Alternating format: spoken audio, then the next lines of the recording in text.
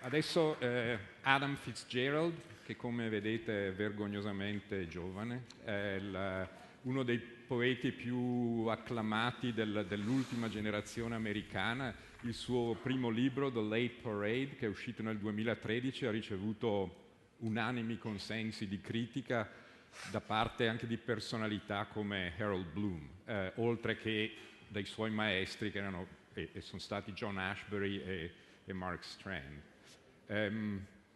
Prego. Thank you so much. It's such a great honor to be here. I'm just going to read 3 short poems.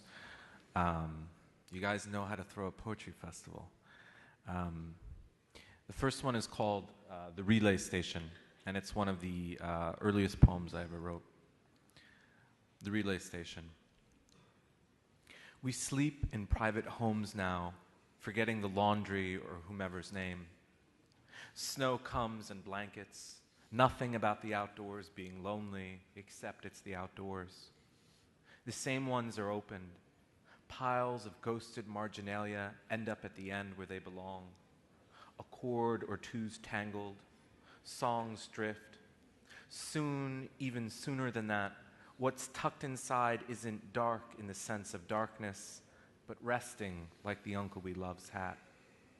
Wide tracks of things we've thought about, cool into a freeze, waiting to be tracked down one day until a lone key is minted.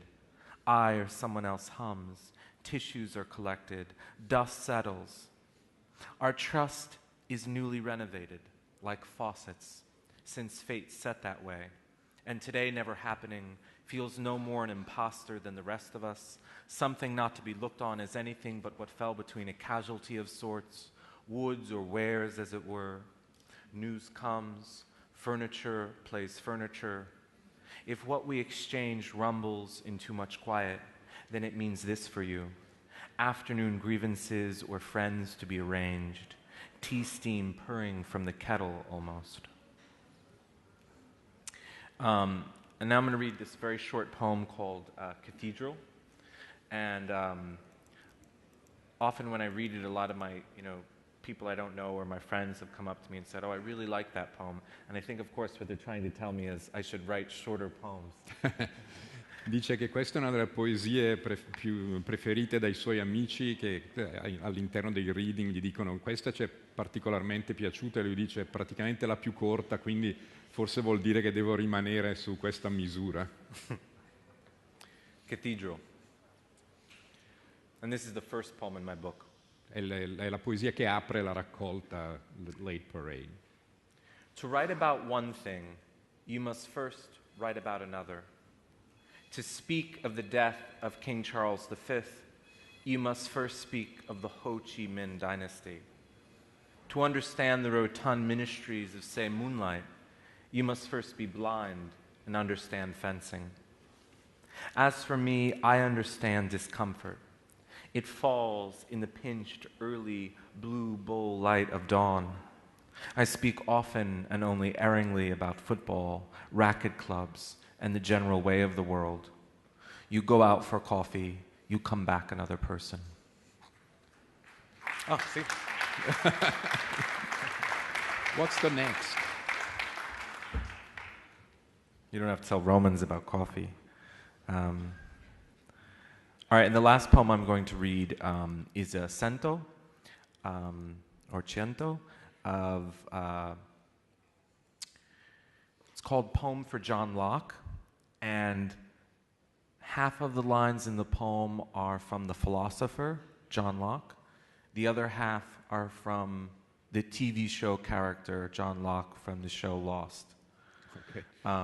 Dice che questa poesia è un centone, per chi non lo sapesse il centone è una poesia costruita da pezzi che vengono presi da altre poesie e il John Locke che viene saccheggiato per costruire questa poesia in realtà è doppio perché un verso viene dal filosofo e l'altro verso viene dal omonimo personaggio protagonista della serie televisiva Lost. But I'm not going to tell you which ones are which. Ma non vi dirà quale è quale. Poem for John Locke. A sound mind in a sound body is a short but full description of a happy state in this world. I was wrong. Yet as people walk all the time in the same spot, a path appears, our very own Adam and Eve. For what worries you masters you. 2 players, 2 sides, 1 light, 1 dark, and everything is nothing but a dream. Reasoning and arguments are of no use. Everyone pays the price. The stream bitter, the fountains poisoned. Our shoes gall and pinch us, causing, yes, some stumble. Trips the others don't want to talk about because it scares them. But we all know it. We all feel it. Every day, every hour rushing by, even if there isn't time.